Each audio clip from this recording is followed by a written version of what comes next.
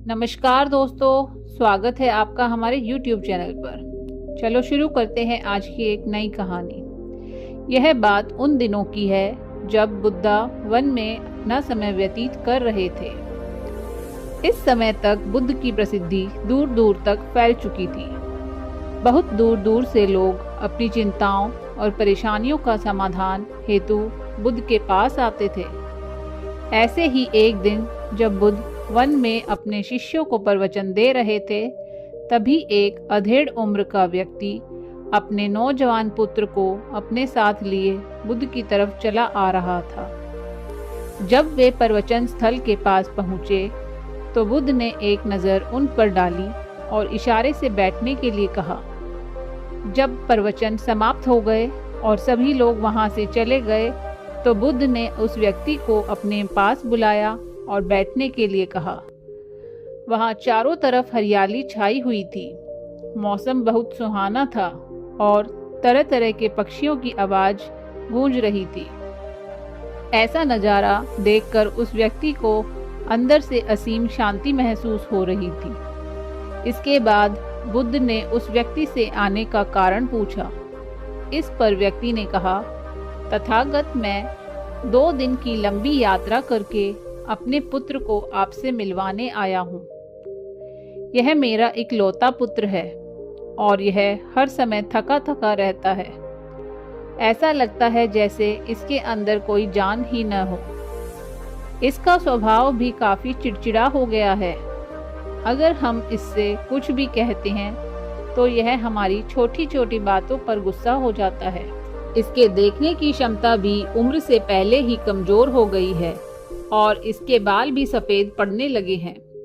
इतनी कम उम्र में इतनी बड़ी उम्र का लगना मुझे समझ नहीं आ रहा है। तथागत, मैं अपने पुत्र के स्वास्थ्य को लेकर बहुत चिंतित हूँ। जब मैं अपने पुत्र को वैद्य जी के पास लेकर गया तो उन्होंने कुछ औषधि दी और कहा, अपने पुत्र को तनाव कम लेने के लिए कहो। वह अपने दिमाग में बहुत अधिक तनाव लेता है, इसलिए उसकी ऐसी हालत हो गई है। लेकिन मैंने उसे बहुत समझाने के बाद भी उसे तनाव का मतलब समझा नहीं पाया। मुझे नहीं पता कि तनाव होता क्या है, यह किन कारणों से आता है और इसे कैसे अपने पुत्र के दिमाग से निकालूं। इसलिए तथागत, मैं आपके पास आया हूँ। कृपया आप मेरी समस्या का समाधान कीजिए। यह सुनकर बुद्ध उसके पुत्र को बड़े ध्यान से देखते हैं, उसके चेहरे को देखते हैं, उसकी आंखों को देखते हैं और फिर उसके हाथों की नब्ज को भी देखते हैं। यह सारी विधि करने के पश्चात बुद्ध उस व्यक्ति से कहते हैं, तनाव लेना तो कोई नहीं चाहता, लेकिन फिर भी यह तनाव लोगों के दिमाग को दीमक की तरह पकड़ लेता है और व्यक्ति जान भी नहीं पाता है कि वह तनाव में ही जी रहा है। लेकिन अगर व्यक्ति तनाव के कारणों को अच्छे से समझ लेता है और तनाव के बारे में कोई ऐसा पैमाना बना लेता है जिससे वह जान सके कि वह कितने तनाव में है, तो वह इस समस्या का समाधान भी खोज सकता है। सबसे पहले तो तुम यह समझो कि तनाव होता क्या है। जब भी कोई व्यक्ति कोई काम कर रहा होता है लेकिन उसका मन कहीं दूर भटक रहा होता है, कल्पनाओं में होता है, तो उसके शरीर और मन के बीच एक दूरी पैदा हो जाती है। यह दूरी जितनी अधिक होगी, व्यक्ति उतना ही ज़्यादा बेहोशी की अवस्था में होता है और शरीर व मन के बीच की इसी दूरी और खिंचाव को तनाव कहा जाता है। आखिर कोई पसंदीदा खेल खेलने के बाद व्यक्ति चुस्ती और प्रसन्नता से क्यों भर जाता है, जबकि उसने तो अपने शरीर को थकाया है। लेकिन समझने वाली बात यह है कि खेलते समय मन और शरीर एक साथ पूरी तरह से उस खेल में केंद्रित होते हैं, जिससे शरीर और मन के बीच दूरी पैदा नहीं होती और कोई तनाव पैदा नहीं होता। और अगर दिमाग में कोई तनाव था तो वह भी दूर हो जाता है। लेकिन इसके विपरीत, जब हम कोई ऐसा काम करते हैं जो हमें पसंद नहीं है, तो हमारा शरीर तो उस काम को कर लेता है, लेकिन हमारा मन कहीं दूर कल्पनाओं में भटक रहा होता है, जिससे शरीर और मन के बीच एक दूरी पैदा हो गई और तनाव ने जन्म ले लिया। इसलिए व्यक्ति को एक समय पर सिर्फ एक ही काम करना चाहिए और अपने तन और मन की सारी शक्ति उसी एक काम पर लगा देनी चाहिए, जिससे व्यक्ति के अंदर तनाव पैदा ही न हो। इसके बाद बुद्ध ने कहा, तनाव पैदा होने के मुख्य 8 कारण होते हैं और जिसने इन कारणों को समझ लिया वह जीवन भर तनाव मुक्त रह सकता है। मुख्य कारणों में सबसे पहला कारण है अति महत्वाकांक्षी होना। महत्वाकांक्षी होना अच्छी बात है, लेकिन क्या कभी आपने इस बात पर ध्यान दिया है कि इंसान के लक्ष्य कभी पूरे नहीं होते हैं। उसका एक लक्ष्य पूरा हुआ नहीं कि वह दूसरे की तरफ भागने लगता है, दूसरा पूरा हुआ तो तीसरे की तरफ, और इस तरीके से वह अपने लक्ष्यों को पाने के लिए जिंदगी भर गोल गोल घूमता रहता है। इसलिए जो व्यक्ति अति महत्वाकांक्षी होता है, जिसने बड़े बड़े लक्ष्य बनाए होते हैं, वह वर्तमान में कभी रह नहीं पाता है। उसका मन सदैव भविष्य की योजनाएं बनाने में ही व्यस्त रहता है। उसका शरीर तो वर्तमान में रहता है, लेकिन मन भविष्य में ही रहता है, जिससे मन और शरीर के बीच दूरी पैदा हो जाती है और वह तनाव भरी जिंदगी जीने लगता है। बुद्ध के मुंह से यह बात सुनकर उस लड़के ने कहा, हे बुद्ध, तो फिर इसका मतलब है कि हमें लक्ष्य नहीं बनाना चाहिए, क्योंकि लक्ष्य बनाना भी तो महत्वाकांक्षा ही है। इस पर बुद्ध ने कहा, जीवन में लक्ष्य बनाना कोई गलत बात नहीं है, लेकिन समस्या तब उत्पन्न होती है जब वह अपना पूरा ध्यान उस लक्ष्य से मिलने वाले परिणाम पर ही लगा देते हैं और उसके परिणाम की चिंता कर रहते हैं। व्यक्ति को वर्तमान में जीना आना चाहिए। आप लक्ष्य बनाइए और उस लक्ष्य की प्राप्ति के लिए कड़ी मेहनत करिए, लेकिन साथ ही साथ आपको इस बात का भी ज्ञान होना चाहिए कि आप अभी वर्तमान में जी रहे हैं और वर्तमान ही सत्य है। बुद्ध ने आगे कहा, तनाव का दूसरा सबसे बड़ा कारण है ईर्ष्या। जब व्यक्ति ईर्ष्या और जलन से भर जाता है तो उसका मन अंदर से सड़ने लगता है। ईर्ष्या एक आंतरिक घाव है। आंतरिक घाव यानी मन का घाव। व्यक्ति के शरीर का घाव तो भर सकता है, लेकिन मन का घाव कभी नहीं भर सकता। इसलिए व्यक्ति को दूसरे की खुशी और तरक्की से कभी ईर्ष्या नहीं करनी चाहिए, क्योंकि ईर्ष्या तनाव का कारण है। इसके बाद बुद्ध ने तनाव का तीसरा कारण समझाते हुए कहा कि अनुचित कार्य करना। इससे भी मन में तनाव पैदा होता है। जो काम करना हमें पसंद ही नहीं है, जिस काम में हमारी रुचि ही नहीं है, उस काम में हमारा मन लग ही नहीं पाएगा। हमारा शरीर तो वहीं बैठा रहेगा, लेकिन हमारा मन कल्पनाओं की उड़ान भरेगा, जिससे शरीर और मन के बीच दूरी पैदा हो जाती है और व्यक्ति तनावग्रस्त हो जाता है। इसलिए इंसान को हमेशा अपनी रुचि के अनुसार ही कार्य करना चाहिए।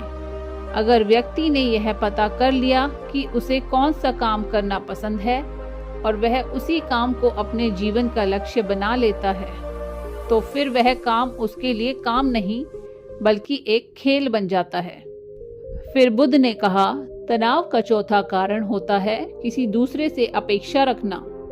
बुद्ध ने उस व्यक्ति की ओर इशारा करते हुए कहा, एक पिता होने के नाते तुम्हारी अपने पुत्र से बहुत सी अपेक्षाएं होंगी कि तुम्हारा पुत्र एक बहुत ही कामयाब इंसान बने, तुम्हारा नाम रोशन करे, जैसा तुम चाहते हो उस तरह का जीवन जिए, तुम्हारी हर बात माने।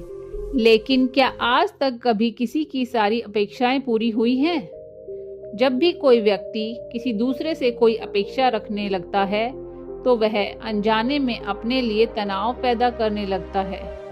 जरा सोचो कि अगर तुम्हारा बेटा तुम्हारे अनुसार काम नहीं कर रहा है और वह नहीं बन पा रहा है जो तुम उसे बनाना चाहते हो, तो निश्चित रूप से तुम्हारे दिमाग को तनाव तुम्हें पकड़ लेगा।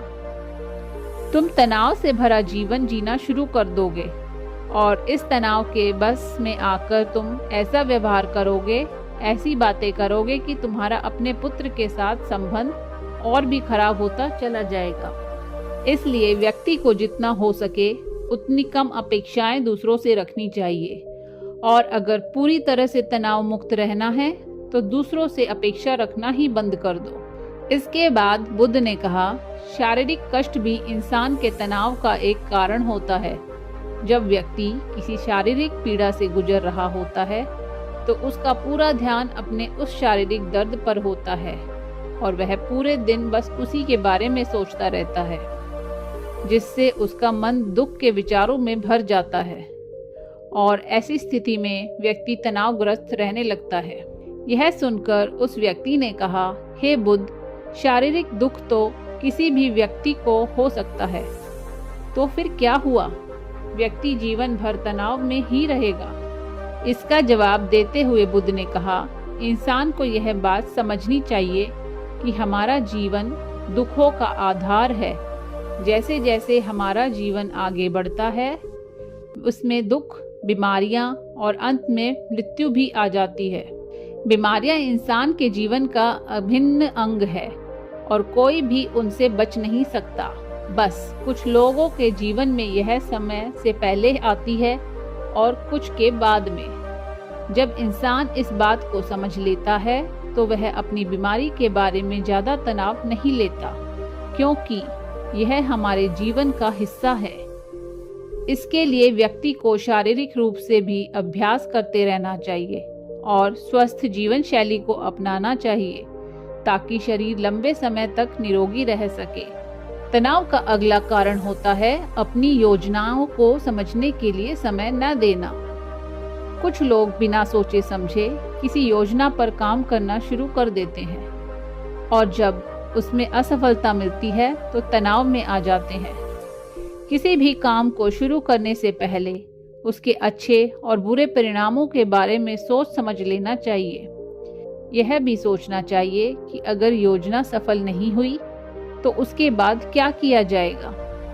इसलिए अपनी योजनाओं को ठीक से समझने के लिए पूरा समय देना चाहिए ताकि बाद में तनाव न हो। तनाव का एक बड़ा कारण टालम टोल करना भी है।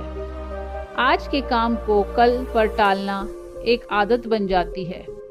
काम को टालने वाले व्यक्ति का काम कभी भी समय पर पूरा नहीं होता और अगर पूरा हो भी जाता है तो वह उतना अच्छा नहीं होता जितना हो सकता था।